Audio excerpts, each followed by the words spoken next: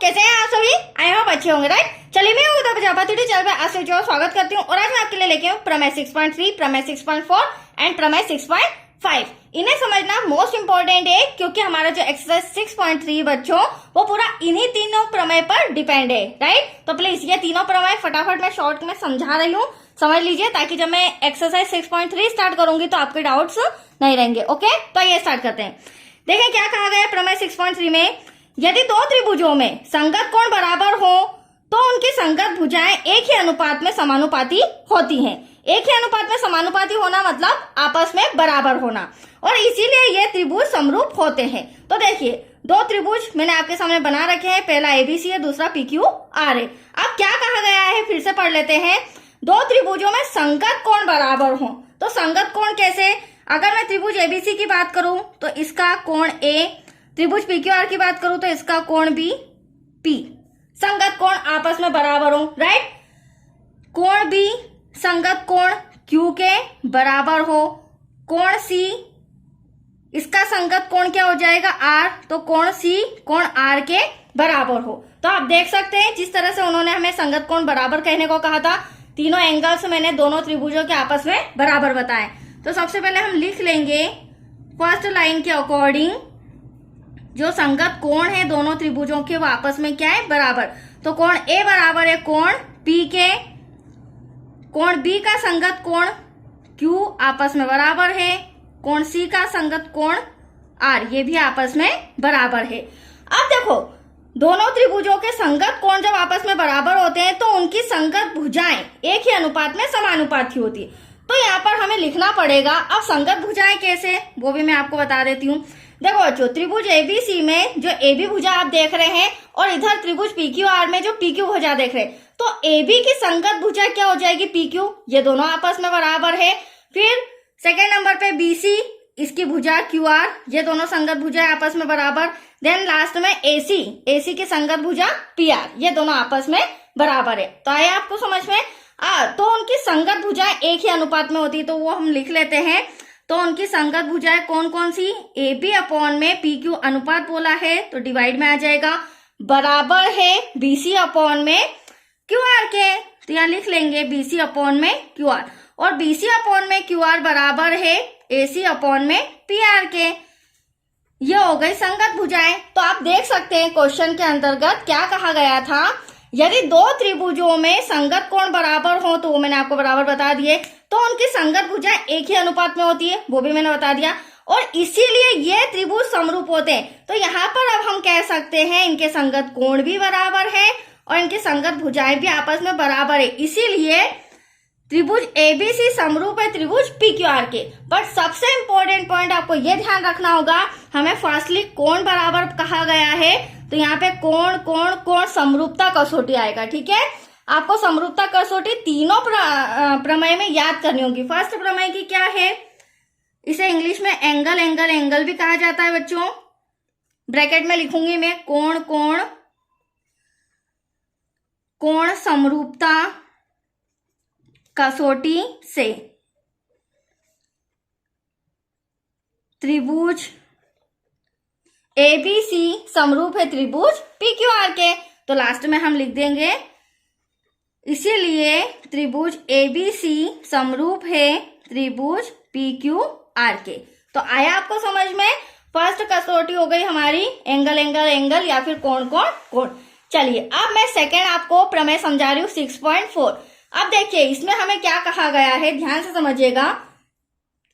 यदि दो त्रिभुजों में एक त्रिभुज की भुजाएं दूसरे त्रिभुज की भुजाओं के समानुपाती हो, वही बात हो गई, बराबर हो अर्थात एक ही अनुपात में हो, तो इनके संगत कोण बराबर होते हैं, इसलिए ये दोनों त्रिभुज समरूप होते हैं, राइट। अब हमें पहले फर्स्टली क्या कहा गया, एक त्रिभुज की भुजाएं, तो यहाँ पर भुजाएं ध्यान में रखना। यहाँ पर अगर त्रिभुज एबीसी और पीक्यूआर की बात करूं तो अभी मैंने बताया था संगत भुजाएं, यहाँ AB हो जाएगा तो यहाँ पर PQ हो जाएगा, यहाँ BC, यहाँ QR और AC और PR। तो ये संगत भुजाएं आपस में क्या हो, बराबर हो, मतलब कि एक ही अनुपात में हो। तो चलिए जो दिया है पहले तो वो हम लिख लेते हैं।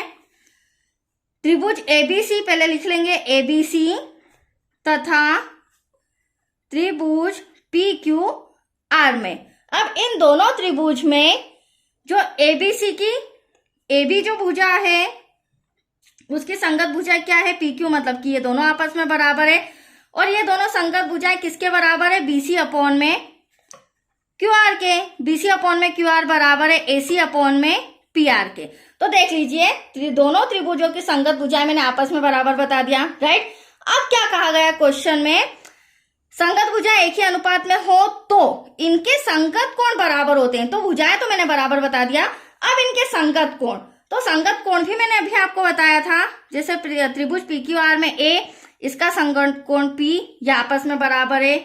यहाँ पर B, इसका संगत कोण Q आपस में बराबर है। यहाँ पर C, इसका संगत कोण R आपस में बराबर है। तो यहाँ पर हम लिख लेंगे, तो इनके संगत कोण A कोण P आपस में बराबर है, कोण B इक्वल्स टू कोण Q आपस में बराबर है, देन कोण C इक्वल्स टू कोण R आपस में बराबर है, राइट। अब यहाँ पर कौन सी समरूपता कसौटी लागू होती है, मैंने दोनों चीजें आपको बता दी। इनकी भुजाएं भी आपस में बराबर है, इनके संगत कोण भी आपस में बराबर है। तो ये दोनों त्रिभुज तो आपस में समरूप हुए, बट समरूपता कसौटी क्या कहलाएगी, भुजा भुजा भुजा, ठीक है, जिसको इंग्लिश में साइड साइड साइड भी कहा जाता है। तो यहाँ लिखेंगे साइड साइड साइड भुजा, हिंदी में भी लिख सकते हैं, इंग्लिश में भी लिख सकते हैं, मैं दोनों में लिख के बता रही हूँ बच्चों आपको। भुजा भुजा भुजा समरूपता कसौटी से, भुजा भुजा भुजा समरूपता कसौटी से जो त्रिभुज ABC है वह समरूप है त्रिभुज PQR के। That's your answer. तो आया आपको समझ में बेसिक पॉइंट।